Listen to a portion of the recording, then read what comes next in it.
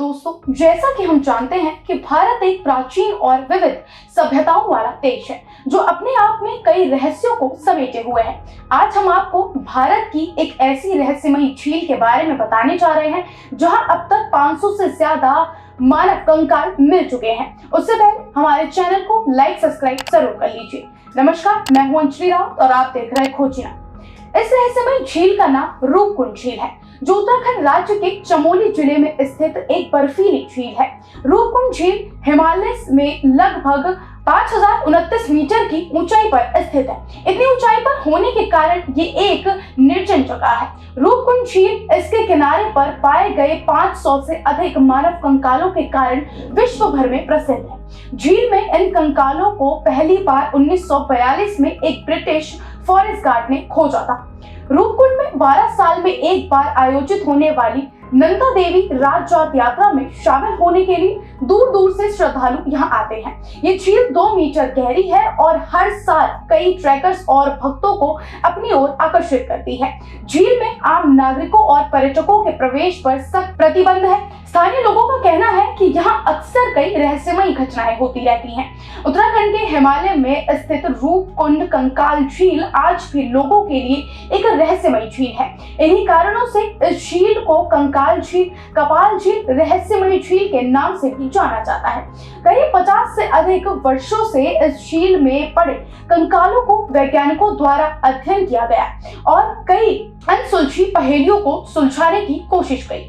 लेकिन आज भी यही सवाल आ रहा है कि रूपकुंड झील में मिले कंकाल किन लोगों के हैं, आखिर कैसे और किन परिस्थितियों में इन लोगों की मौत हुई, ये लोग कहां से आए थे और कहां जा रहे थे। इन कंकालों के बारे में कई सिद्धांत प्रसिद्ध हैं। ये कंकाल जापानी सैनिकों के हो सकते हैं। दरअसल द्वितीय विश्व युद्ध के दौरान जापानी सैनिक अंग्रेजों से लड़ने के लिए हिमालय के रास्ते भारत आए थे। ये अनुमान लगाया गया था कि तब उन्हें अंग्रेजों ने मार डाला होगा, लेकिन जब इन कंकालों की जांच की गई तो चौंकाने वाला खुलासा हुआ। रिपोर्ट्स में खुलासा हुआ कि ये नरकंकाल जापानी सैनिकों के नहीं थे। दूसरे सिद्धांत के अनुसार ऐसा माना जाता है कि ये प्राचीन काल का एक कब्रिस्तान रहा होगा जहां एक महामारी के शिकार लोगों को दफनाया गया होगा। कुछ बुद्धिजीवियों के अनुसार ये कंकाल एक भारतीय राजा, उनकी पत्नी और उनके सेवकों के हैं जो 870 साल पहले एक बार बर्फीले तूफान का शिकार हुए थे। उन्हें यही दफनाया गया था। इस झील के रहस्य को जानने के लिए पिछले कुछ वर्षों में एक अध्ययन किया गया था जिसमें भारत समेत जर्मनी और अमेरिका के 16 संस्थानों के 28 सहलेखक शामिल थे।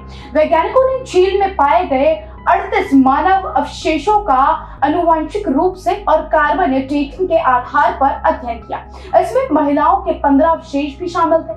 अध्ययन में पाया गया कि इसमें से कुछ कंकाल 1200 साल पहले के हैं। शोधकर्ताओं ने ये भी पता लगाया कि सभी मृत व्यक्ति आनुवंशिक रूप से विभिन्न थे और उनकी मृत्यु के बीच 1000 वर्ष तक का अंतर रहा है। उनका ये भी दावा है कि ये अभी भी स्पष्ट नहीं है कि रूपकुंड झील में वास्तव में क्या हुआ था, लेकिन हम ये निश्चित रूप से कह सकते हैं कि ये सभी मौतें किसी एक घटना में नहीं हुई हैं। वैज्ञानिकों का अनुमान है कि उस क्षेत्र में भूस्खलन के कारण अधिकांश शव बहकर रूपकुंड झील तक पहुंच गए। हालांकि कम घनत्व वाली हवा और बर्फीले वातावरण के कारण इस क्षेत्र में अभी भी कई शव दबे हुए हैं।